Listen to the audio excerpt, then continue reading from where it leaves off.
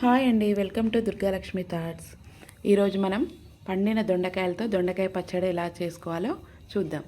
ముందుగా దానికి కావాల్సిన పదార్థాలన్నీ రెడీ చేసుకున్నాం. దొండకాయలు, పచ్చిమిర్చి, టమాటా, శనగపప్పు, పల్లీలు, కొంచెం మినప్పప్పు, కొంచెం జీలకర్ర, కరివేపాకు.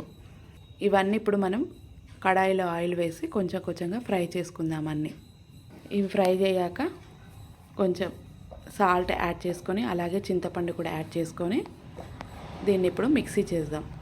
మిక్సీ పట్టుకున్నాక మనం పోపు రెడీ చేసుకుందాం. పోపు కోసం కొంచెం ఆయిల్ వేసుకొని జీలకర్ర, ఆవాలు, కొంచెం ఇంగువ, కరివేపాకు అన్నీ వేసాను. అవి ఫ్రై అయ్యాక మనం చట్నీకి యాడ్ చేసుకుంటే గుమగుమలాడే పండు దొండకాయలతో మన పచ్చడి రెడీ అయిపోయింది. వేడివేడిగా తిని ఆస్వాదిద్దాం. Thanks for watching.